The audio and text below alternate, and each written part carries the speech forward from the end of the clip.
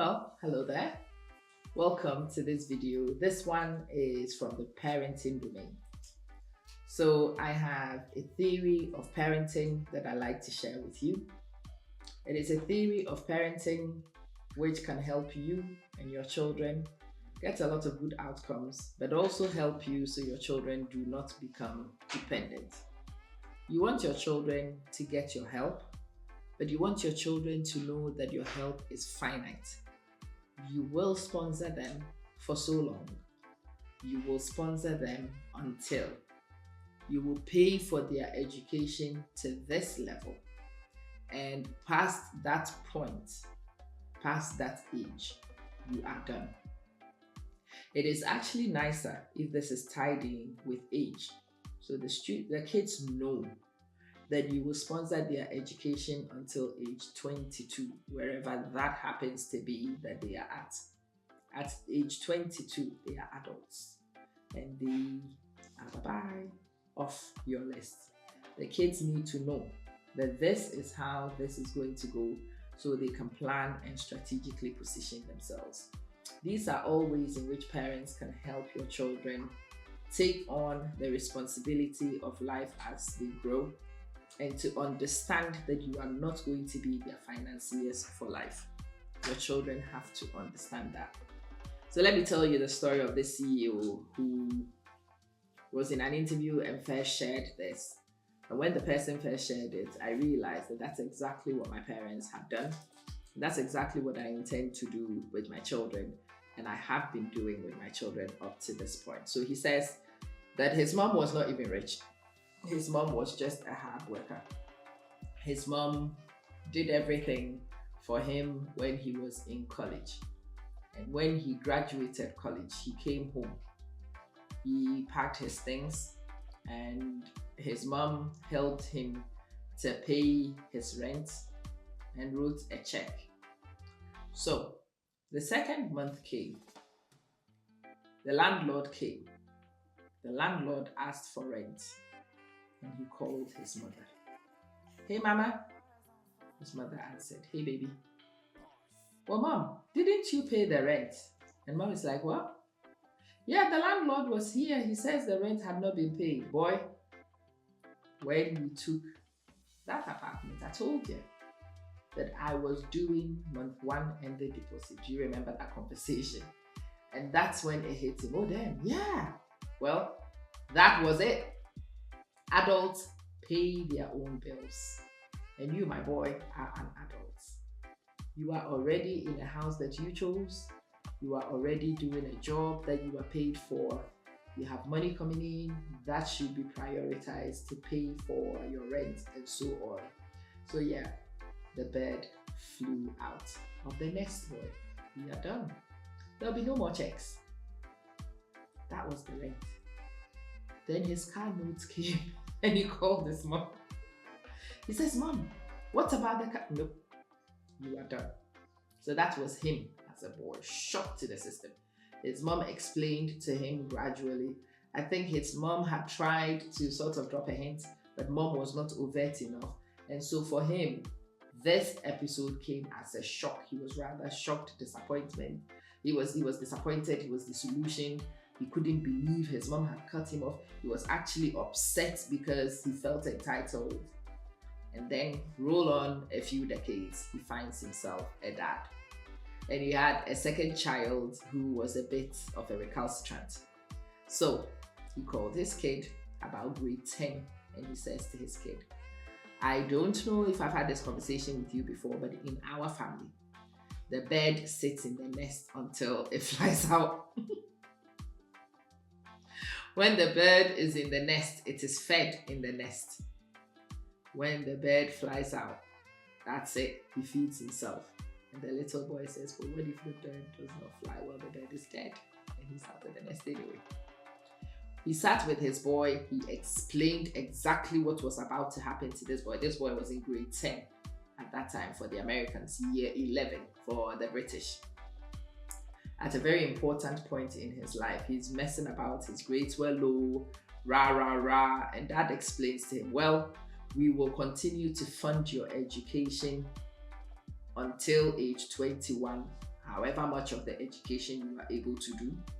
If all you do is graduate grade 12, phew, thank God, we will save on your college fees. Your mom and I will take that money. We will go on the cruise that we are due and having had because of the children we are raising. Rah, rah, rah. Then he took what he had done with his two elder children just so this boy could understand. So he took his bank statements and he showed them the final checks that he wrote for his kids. And at the end of all of it, in the note he writes to them, on this day, the bird flies the nest. And if you look on his bank statement, there is nothing to that particular child past that point because they have flown the nest. Done. The little boy saw the record of his two elder siblings. And then he looked at his parents' bank statements. And then he thought back to the things that his parents used to do for his other siblings that were no longer being done. And he realized that this conversation that was being had with him was actually real. It was true. His parents intended to see this through. The guy says now in a testimony, the boy in question is now one of the big CEOs in Silicon Valley. In grade 10, he realized that he would be cut off, that nothing would be given him, that it was actually in his best interest to make sure that he grabbed at his parents' sponsorship to fund all the education he could get until he's 22. Just in the nick of time before he turned 22, he enrolled himself actually on a master's program. And because he had enrolled before the deadline, his parents actually did pay because that was an agreement they had come to. Out of all the siblings, he's the one who actually ended up getting up to his master's degree, sponsored by his parents. And I'm sure his parents were very proud of the turnaround that this boy had done. But the dad was telling the story, and he says, the next exam round, after this conversation was had, you could see a turnaround in the grades already. But what was actually very evident is the attitudinal change in this boy. His son suddenly became a boy who was fighting for his life because he realized that he had shot himself in the foot. And he had recovery, redemption to do, and that's what he did. And off the back of that one, this boy has now managed to build something sensational for himself. But without this conversation and this realization, this boy would have settled thinking he was the youngest kid in the home and that there was everything to be left for him. Sometimes these conversations must be had with children, so that everybody is clear of the baselines, so that even you, the parents, you have an end date in sight of freedom. No, we are not slaves for our children. We do the very best we can do for them whilst they are children. And there comes a time when they are men, like my son says he is now. He says he's now a man and he can talk about men things. I'm like, cool. Once you're a man, you start talking about men things, you better start doing men things. And one of the things that men do is pay for themselves. My kids know I will pay through my nose till they get their first degree at age 21, which should be round about when they graduate. That is the final check I will write for them. My final check to my children will be a contribution to the purchase of a home. I would like to help them to put down a deposit. I will not pay their mortgage payments, but I probably will put down the deposit for them so I can knock back 5 years for them, that they don't need to hustle to get the deposit. But after that point, they are adults and they are dead in the nest or they are flying out. Dead in the nest, kicked out of the nest anyway, or alive and flying out of the nest. And it's a conversation I want to invite you to start having with your children. It is really good for the parents because it allows you to end a cycle of dependency.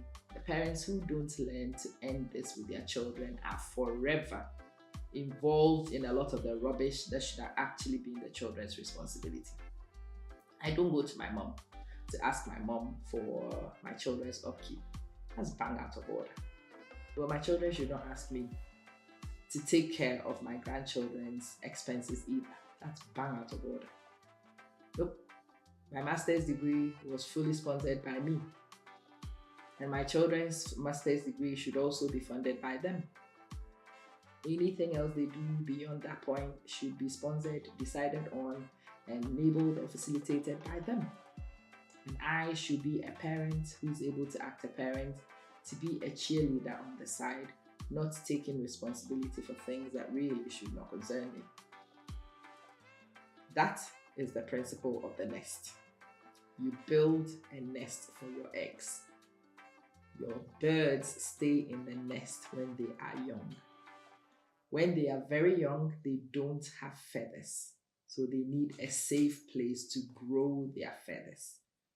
When they first grow feathers, they still need a place to stay to mature their feathers. But once your birds are feathered and the feathers are mature, they need to be taught to fly. And every mature bird flies the parent's nest to build their own nest so that the cycle can repeat itself and posterity can continue. It is a passing of the guard from the parent to the child. It is a passage of rights from a transition from a child to become an adult. Those of us who forget to teach the kids to fly the nest, we actually do them a disservice. You've got to have all the resources and all the tools available to help your children to understand that they are not meant to stay in the nest forever. They either fly the nest alive or they drop off dead. You don't want to be the dead weight bird kicked out of the nest, because nature will make sure the nest will not be there all the time. The parents will not be capable of sustaining all the things that we sustain for you all along, all the time. And there will be a period of suffering if you have not learned to stand in the gap for yourself and provide for yourself.